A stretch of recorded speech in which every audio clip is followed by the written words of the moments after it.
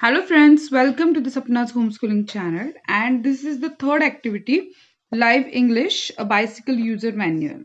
So this activity is from your lesson What Happened Next, Dr. Watson account, the red-headed leak. So already earlier we have learned this lesson, this workshop. Now today we are going to solve this activity. नमस्कार विद्यार्थ्यांनो, तर आपण red headed लीकची जी activity आपल्याला आहे part 2 मधली live इंग्लिशची ती आपण सोडवणार आहोत. तर ही जी ऍक्टिव्हिटी आहे, do you ride a bicycle, read and follow the bicycle users manual. आधीच मी सांगितलं होतं दोन्ही व्हिडिओज पार्ट फर्स्ट मध्ये पण आणि पार्ट सेकंड मध्ये पण की ही लाईव्ह इंग्लिश कसं असतं, ओरल किंवा मग टीचर सांगतात त्याप्रमाणे आपल्याला सॉल्व्ह करायचे असतात क्वेश्चन्स. पण ठीक आहे, तर बऱ्याच मुलांनी रिक्वेस्ट केली होती की तुम्ही हे सोडवा, म्हणून आपण हा व्हिडिओ करतोय. तर यामध्ये आपल्याला बायसिकल युजर्स मॅन्युअल आपल्याला हे वाचायचंय आणि पूर्णपणे समजून घ्यायचंय. ते सगळं सुरू करण्यापूर्वी जर तुम्ही सपनाज होमस्कूलिंगला नवीन असाल, लगेच हा चॅनल सबस्क्राईब करा, म्हणजे तुम्हाला प्रत्येक विषयाचे सगळे व्हिडिओ तुमच्या मोबाईलवर सर्वात प्रथम दिसतील. मी आहे सपना टीचर आणि मी पुणे जिल्ह्यात आहे. तुम्ही कोणकोणत्या भागातून व्हिडिओ बघता नक्की सांगाल. आणि आता आपण सुरू करतोय द रेड हेडेड लीगची ऍक्टिव्हिटी बाय लाईव्ह इंग्लिशची. So a bicycle users manual म्हणजे काय, की सायकल कशी वापरायची याच्याबद्दलची माहिती पूर्णपणे. सेफ्टी फर्स्ट म्हणजे काय, सुरक्षितता सर्वात प्रथम. Routinely check the conditions of your bicycle before every ride म्हणजे प्रत्येक वेळी सायकल चालवण्या अगोदर तुम्हाला सायकल तपासून बघणं गरजेचं आहे. Nuts, bolts, screws and other fasteners म्हणजे तुम्हाला सायकलचे स्क्रू वगैरे व्यवस्थित आहे ना, सायकलचे नट ठीक आहेत ना, हे सगळं बघणं गरजेचं आहे.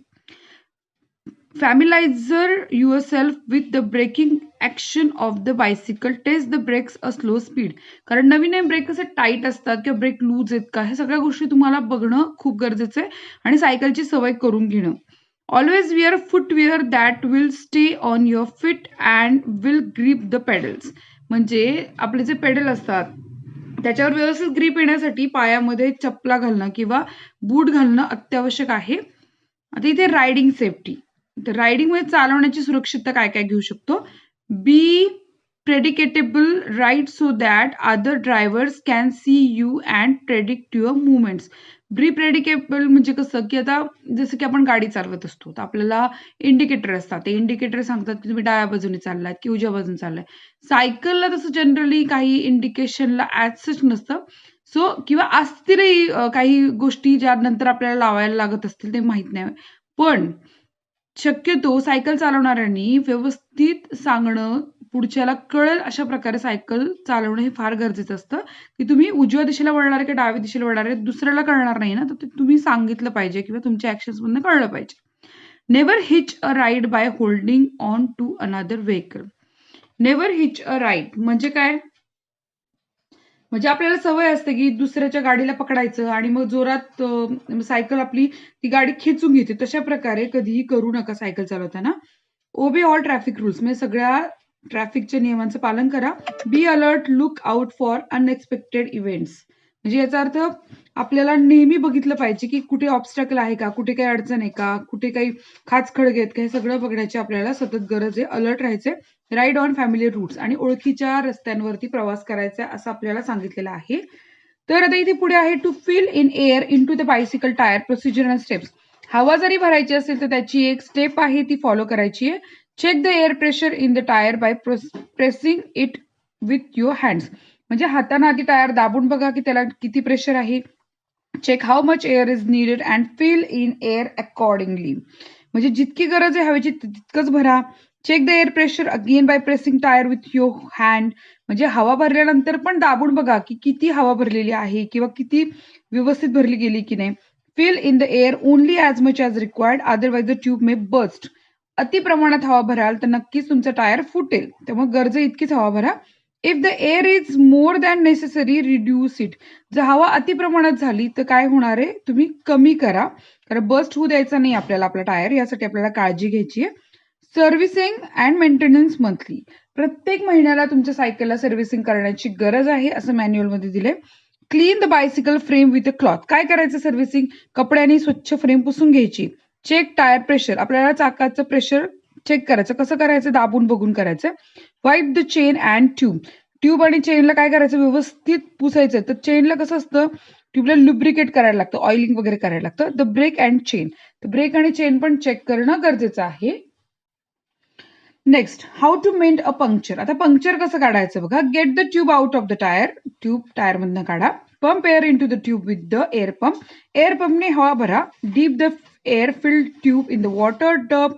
Don't forget to dip every part of the tube. The air bubbles will come on the surface right from the puncture point. तर तुम्ही ती भरलेली ट्यूब पाण्यामध्ये बुडवायची आहे. त्याचा प्रत्येक भाग पाण्यात बुडायला पाहिजे. ज्या ठिकाणी पंक्चर असेल त्या ठिकाणमधनं हवा बाहेर यायला सुरुवात होईल. तर मग आपण तो पंक्चर पॉइंट बरोबर पकडायचा. Mark the puncture point with a pen, आणि पेनने त्याला मार्क करायचं. Now remove air from the tube. आता पूर्ण ट्यूब मधनं हवा बाहेर काढा. Clean up the puncture point area with rub it hard with a file. म्हणजे एखाद्या कांडशीनं व्यवस्थित ती जागा घासून घ्या. Apply rubber solution on the puncture point. आता आपण त्या पॉइंटवरती रबर सोल्युशन व्यवस्थित चोळून घ्यायचंय. Cut a small patch from a scrap tube and paste it to cover the puncture point. तो जो भाग आहे तो व्यवस्थित एखाद्या जुन्या पुराण्या ट्यूबचा काढायचा आणि त्याच्यावर चिकटवायचा. Press it hard to ensure the patch has been pasted well. म्हणजे तो तुकडा व्यवस्थित चिकटलाय की नाही याची खातरजमा करून घ्यायची. त्यासोबत तो घट्ट दाबून चिकटवायचा आहे. म्हणजे तो तुकडा त्या ट्यूबला व्यवस्थित चिकटला जाईल. Set the tube in tyre, pump air in the tyre. आता काय करायचं, आपण ती ट्यूब टायर मध्ये घालायची आणि त्याला व्यवस्थित हवा भरायची आहे. सेकंड, आता बी बघा. Read the word picture of the bicycle carefully. आता विद्यार्थी मित्रांनो, इथे खूप सारे शब्द आहेत आणि ह्या शब्दांपासून एक सायकल तयार केली आहे. हे चित्र काढलंय ॲरॉन कुहेन या व्यक्तीनं. तर हे सगळ्या चित्रातली जी नावं आहेत आपण ती सगळी मी लिहून काढली, मी तुम्हाला दाखवतेच. तर सगळ्यात पहिलं काय, list the words from the diagram. आता इथे कोणते कोणते शब्द आपल्याला दिसलेले आहेत आपण त्या डायग्राम मधनं बघूयात. आता तुम्हाला ठीक आहे, आता बघा. ओके, सगळ्यात पहिलं काय, सॅडल. सॅडल म्हणजे सायकलचं सीट. नंतर seat post, top tube, seat tube, down tube, head tube, stem handle bars, brake lever, shifter, seat stay, brake, tyre rim, tyre. आता टायरला ऍक्च्युअली आपण TYRE म्हणतो, पण ब्रिटिश इंग्लिशमध्ये TIRE म्हणतात. Spoke, chain. चेन नंतर झाल्यानंतर पुढचा शब्द आहे derailleur. Derailleur, bicycle gear which work by lifting the chain. आणि तो आहे cassette, wall, fork, hub, pedal, rank आणि रिम. ते सगळे शब्द मी त्या सायकलच्या चित्राच्या ह्यातनं काढलेले आहेत. व्यवस्थित बारकाईनं बघितलं ना तुमच्या लक्षात येईल की इथे सगळं त्यांनी कशा पद्धतीने टायर टायर टायर टायर टायरचा बाहेरचा केलं, रिम रिम रिमचं केलेलं आहे. ते सगळे शब्द मी तुम्हाला लिहून दाखवलेले आहेत, एकही शब्द सोडलेला नाहीये. जर राहिला असेल तर बघा, पण प्रत्येक शब्द इथे लिहिलेला आहे मी वहीमध्ये. दुसरा आहे write this words in the proper column in the following table. You may add other cycle parts than those shown in the diagram. तुम्ही दुसरे पण पार्ट्स टाकू शकता या चित्रात दाखवल्याशिवाय. Which of this words are use in your mother tongue without any changes. म्हणजे यातले कोणते शब्द आपल्या मातृभाषेमध्ये आपण वापरतो कसलाही बदल न करता. आपण आता हे शब्द बघूया. एक मिनिट, हे बघा. सगळ्यात पहिलं म्हणजे ब्रेक आपण असंच वापरतो, स्पोक पण आपण असं वापरतो, नंतर चेन पण आपण असं वापरतो, सीट पण आपण असंच वापरतो.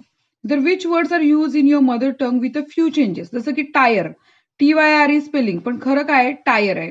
वॉल, आता वॉलचं स्पेलिंग VALVE, पण आपण काय बोलतो, वॉल गेलाय वॉल गेल्याचं वॉल VALच वापरतो. पॅडल, पॅडलचं इथं पेडल आहे खरं, PEDAL, पण इथं आपण काय म्हणतो पॅडल. हँडल, ते ह्याचं काय स्टेम हँडल बार्स आहे, पण त्याला आपण फक्त हँडल म्हणतो. तर हे आपल्या मातृभाषेत. याच्याही पेक्षा वेगळे तुमच्या प्रत्येक गावाच्या प्रकारानुसार तुम्ही सायकलसाठी काही शब्द वापरत असाल, तुम्हाला इथे पूर्ण स्वातंत्र्य तुम्ही तुमचे शब्द लिहिण्याचं.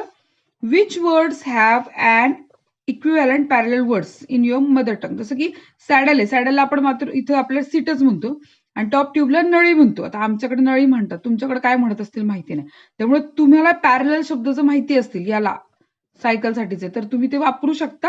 इथे पूर्ण स्वातंत्र्य आहे तुम्हाला ते शब्द लिहिण्याचं. Write other cycle bicycle related words that you use. आपण सायकलशी रिलेटेड शब्द कोणते कोणते वापरतो बघूया. एक minute. Carriage, grips, suspension fork आणि डिस्क ब्रेक रोटर. तर असे शब्द आणखीन पण तुम्ही शब्द बघा, शोधा, कारण सायकल परिचित आहे तुमच्या खूप, तर ते लिहा. आता नेक्स्ट आहे find the compound word used in diagram. म्हणजे त्यांनी काय म्हटले, कंपाऊंड वर्ड डायग्राम मधले ते यूज केलेले तुम्ही सांगा. आता कंपाऊंड वर्ड म्हणजे काय पहिलं समजून घ्या. आता कंपाऊंड वर्ड बघा, दोन वर्ड जेव्हा एकत्र येतात तेव्हा त्याला कंपाऊंड वर्ड म्हणतात. सीट आणि पोस्ट हे दोन वेगळे वर्ड आहे, पण एकत्र येऊन त्याचा सीट पोस्ट होतो. Seat post, top tube, seat tube, down tube, head tube, stem handle bars, brake lever, नंतर सीट स्टे, हे सगळे काय आहेत, टायर रिम, इतके शब्द आपल्याला इथे कंपाऊंड वर्ड म्हणून भेटतात, ते लिहून घ्या. नेक्स्ट क्वेश्चन आहे translate any one part of this bicycle users manual. आता मी या मॅन्युअलचा हा जो पार्ट आहे कोणता, how to mend a puncture, ह्याचा पार्ट मी तुम्हाला लिहून दिलाय, नाही तर अदरवाईज मी पूर्ण वर्ड टू वर्ड ट्रान्सलेट केलेला आहे. तर तुम्ही आता काय करा, ह्याचा जो how to mend a puncture याचा पूर्ण पार्ट ट्रान्सलेशनचा बघा. तर या ट्रान्सलेशन सुरुवात आपण केलेली आहे, पंक्चर कसं काढाल. जसं की आता how to mend a puncture म्हणजे पंक्चर कसे काढाल. नंतर आहे get the tube out of the tyre, म्हणजे टायर मधून ट्यूब बाहेर काढा. पुढचा आहे pump air into the tube with the air pump, tyre मधून ट्यूब बाहेर काढा झाला, हवा भरणाऱ्या पंपाच्या मदतीनं ट्यूब मध्ये हवा भरा. पुढचा आहे dip the air filled tube in the water tube tub, don't forget to dip every part of the tube, the air bubbles will come on the surface right from the puncture point.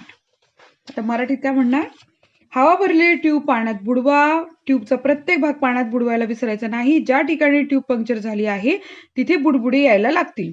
पुढचं आहे पेनने त्या ठिकाणी खूण करा, आता tube मधील सर्व हवा काढून टाका, पंक्चरची जागा स्वच्छ करायची, कानसने ती जागा घासायची, पंक्चरच्या जागी रबर सोल्युशन लावायचं, खराब जुन्या ट्यूबचा तुकडा घ्यायचा, त्याच्यावर सोल्युशन लावून पंक्चर झालेली जागा झाकायची किंवा बंद करायची, घट्ट दाबायचं, लावलेला रबरचा तुकडा नीट चिकटला पाहिजे. आता ट्यूब टायर मध्ये टाका आणि चाकात पंपाने हवा भरा. नेक्स्ट पॉइंट आहे collect specimens of other manuals and exhibit them in the classroom. आता क्लासरूम तर आपलं चालू नाहीये, पण तुमच्याकडे फ्रीज, वॉशिंग मशीन, मिक्सर किंवा ओव्हन काही असेल त्याच्याबरोबर मॅन्युअल येतं, ते मॅन्युअल बघा, त्याच प्रकारे मॅन्युअल आपल्याला सादर करावं लागतं. पुढचा प्रश्न आहे try to draw similar word picture of any object of your choice. तर मी तुम्हाला किमान 2-3 पिक्चर्स देणार आहे वर्ड ऑब्जेक्टचे, ते बघून घ्या व्यवस्थित, त्याप्रमाणे तुम्हाला काही सुचत असेल ड्रॉ करा किंवा माझ्यासोबत शेअर करा. तर मी तुम्हाला ते पिक्चर्स दाखवते. हा बघा फिश हा वर्ड आहे कसा लिहिलेला आहे, अशा प्रकारे छोटे छोटे पिक्चर्स तयार करू शकता. हा पेंग्विन आहे, हा पेंग्विन अशा पेंग्विनच्या आकारात काढलाय आपण. आणि आता हा बघा फ्लेमिंगो आहे. पुढचा शब्द बघा ॲनिमल आहे, एलिफंट आहे, कशा प्रकारे लिहायचंय. तर अशा प्रकारे आपण आपला पूर्णपणे हा जो लाईव्ह इंग्लिशचा जो सेक्शन होता ऍक्टिव्हिटी 3 ही पूर्ण आपली सोडवून झालेली आहे. तरी तुम्हाला काही कमेंट्स करून मला सांगायचं असेल तर तुम्ही कमेंट करून नक्की सांगा, आवडला तरी नक्की सांगा, आणि चॅनलला नवीन असेल तर चॅनल सबस्क्राईब करा. तर भेटूयात आपण नेक्स्ट व्हिडिओमध्ये. नेक्स्ट व्हिडिओ आहे आपला डबल स्टँडर्डची पोएम झालेली आहे शिकून, त्याचा व्हिडिओ बघितला नसेल तर नक्की बघा, आणि त्याचा इंग्लिश वर्कशॉपचा व्हिडिओ असेल आपला नेक्स्ट व्हिडिओ. तर भेटूयात आपण नेक्स्ट व्हिडिओमध्ये. Bye bye.